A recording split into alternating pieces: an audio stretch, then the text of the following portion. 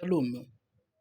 Aujourd'hui, il y a des gens qui se lamentent pour avoir beaucoup sémé sans récolter de fruits escomptés. Mais il faut poser la bonne question pour avoir la bonne réponse. Où as-tu sémé? Très cher ami, bien-aimé dans le Seigneur, notre message aujourd'hui, ce sera une question rhétorique, c'est-à-dire elle ne nécessite pas une réponse directe de votre part. Où as-tu sémé?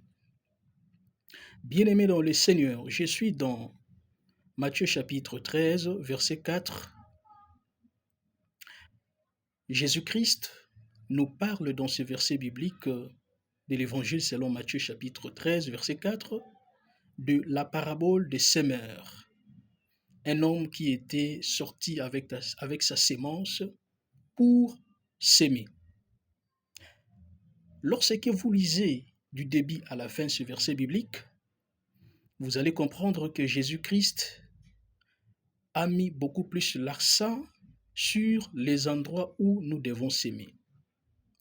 On nous a cité quatre endroits. Le chemin,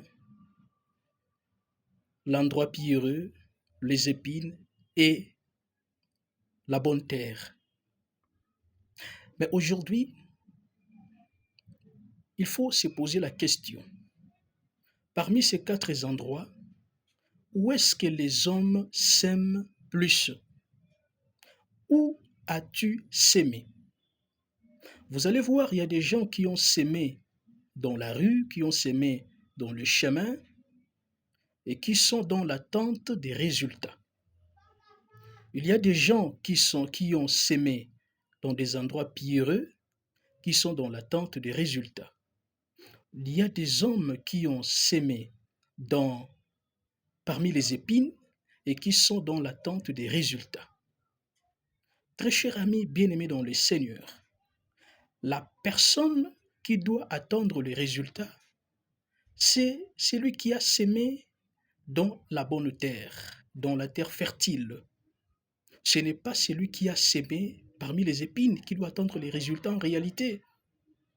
Très cher ami bien-aimé dans le Seigneur, la sémence est sacrée. On ne la dépose pas n'importe où. On ne la dépose pas n'importe où. La sémence, c'est quelque chose de sacré.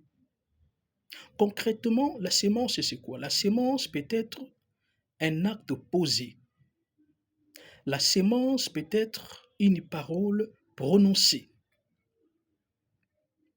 Chaque acte doit être posé dans son endroit et chaque parole doit être prononcée, n'est-ce pas, dans son auditoire. Où as-tu sémé, très cher ami bien-aimé dans le Seigneur? Une bonne sémence jetée dans une mauvaise terre ne peut pas donner de fruits. Ne peut pas donner de fruits. Vous avez une bonne sémence. C'est une bonne chose. Mais il faut savoir l'endroit où vous devez la déposer. Quand vous le déposez dans un mauvais endroit, vous ne devez pas attendre le résultat.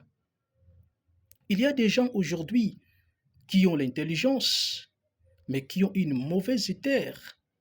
Et il y a des gens qui ont de bonnes terres, mais qui n'ont pas d'intelligence. Certains disent même si j'avais l'intelligence de M. André, j'allais faire de grandes choses. D'autres disent si j'avais une bonne terre comme celle de M. Jacques, j'allais faire de grandes choses. Dans ces cas sous examen, qu'est-ce qu'il faut faire? Ce qu'il faut faire dans de pareils cas, il faut la coopération. Il faut la coopération. Si ce que toi tu as et que l'autre le manque, et que ce que l'autre a, toi tu le manques, la meilleure stratégie à appliquer, ça s'appelle la coopération. Ça s'appelle la coopération.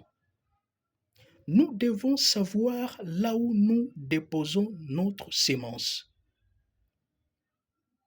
Dans Luc chapitre 7, verset 5, la Bible nous retrace l'histoire d'un officier, d'un centenier.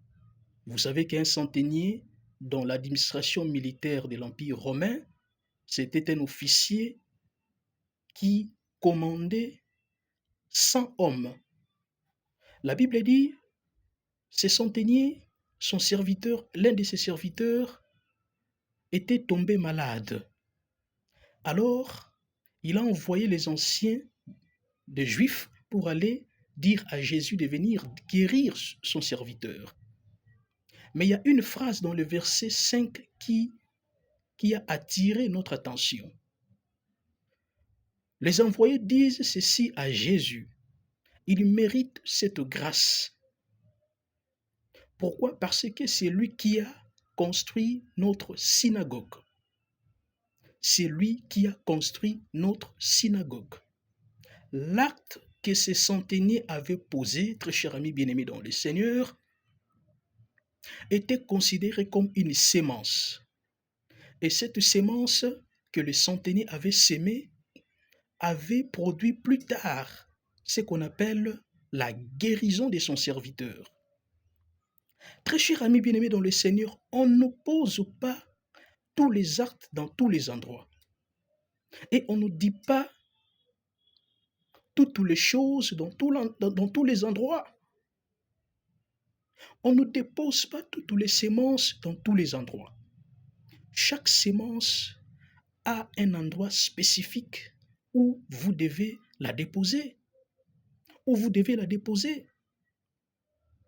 Très cher ami bien-aimé dans le Seigneur, la terre et la sémence appartiennent à Dieu. Seul Dieu connaît où se trouve la terre qu'il faut pour votre sémence. Vous ne pouvez pas déposer votre sémence n'importe où. Celui qui dépose sa sémence à la rue, il n'aura pas le résultat. Et celui qui dépose sa sémence parmi les épines, il n'aura pas de résultat non plus.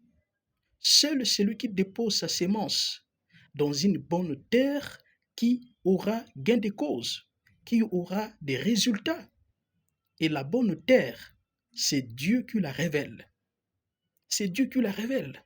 Raison pour laquelle je dis, l'endroit où tu dois déposer ta sémence doit être un endroit révélé par Dieu. Si Dieu ne t'a pas révélé l'endroit où tu dois déposer ta sémence,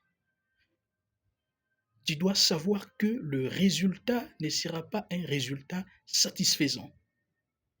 Tout compte fait, très cher ami, bien-aimé dans le Seigneur, si tu sèmes où tu veux, tu récolteras la déception. Mais si tu sèmes où Dieu veut, tu récolteras la consolation. Que Dieu vous bénisse.